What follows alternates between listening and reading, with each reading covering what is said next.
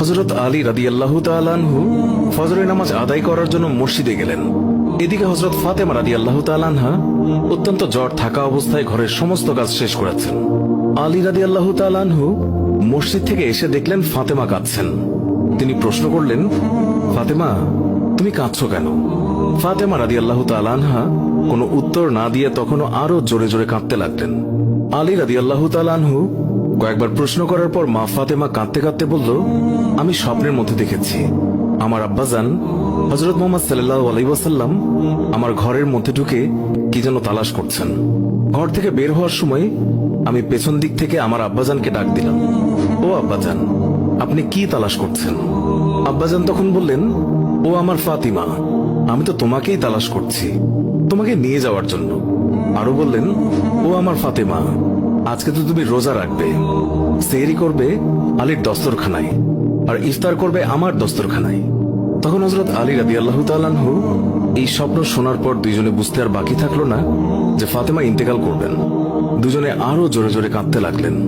এই সময়ের মধ্যে হযরত হাসান এবং হুসাইন রাদিয়াল্লাহু তাআলা আনহু এসে তারা জিজ্ঞাসা করলেন, আব্বাজান, আম্মাজান, আপনারা কেন কান্না করছেন?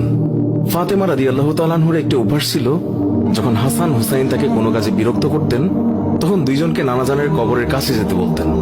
আজকেও ফাতেমা বললেন, তোমরা দুই ভাই নানার কবরের কাছে যাও। কবরের নিকট যাওয়ার সাথে সাথে কবর থেকে আওয়াজ আসলো, ও আমার আদরের নাতিরা, এই মুহূর্তে তোমরা আমার কাছে কেন এসেছো? আমার কাছে তো সব সময় আসতে পারবে। এখন যাও, গিয়ে মায়ের চেহারার দিকে তাকিয়ে থাকো। আজকের পর তোমাদের আম্মাজানকে আর দেখতে পাবে না। এই কথা শোনার পর দুই ভাই কাঁদছেন এবং দৌড়াতে দৌড়াতে আম্মাজানের কাছে চলে গেল। গিয়ে আম্মাজানকে জিজ্ঞাসা করলেন, তোমরা দুইজন কেন কাঁদছো? বুঝেছি, নানাজান আমাদেরকে বলে দিয়েছেন যে আজকের দিনটি তোমার জন্য শেষ দিন। নানাজান তোমার চেহারার দিকে তাকিয়ে থাকার জন্য আমাদেরকে বলেছেন। বিকেলের দিকে হযরত ফাতেমা রাদিয়াল্লাহু তাআলা আনহা তার শরীর খারাপ হলো, তাকে বিছানায় শোয়ানো হলো। মা ফাতেমার মৃত্যুর পূর্বক্ষণে হযরত আলী রাদিয়াল্লাহু তাআলা আনহু তাকে তিনটি কথা বলেছেন। ও আলী, আমার প্রথম কথা হচ্ছে, যেদিন থেকে আমি আপনার ঘরে এসেছি ওই দিন থেকে আজ পর্যন্ত আমি আপনাকে অনেক কষ্ট দিয়েছি। আপনি যদি আমাকে ক্ষমা না করেন তাহলে কি আমার কারণে আব্বাজান অনেক লজ্জিত হবেন। বলেন, আপনি আমাকে ক্ষমা করলেন কিনা? আলী রাদিয়াল্লাহু তাআলা আনহু তিনি তখন উত্তরে বললেন, ইয়া ফাতেমা, তুমি কি বলছো এগুলো? আমি তোমার যোগ্য ছিলাম না।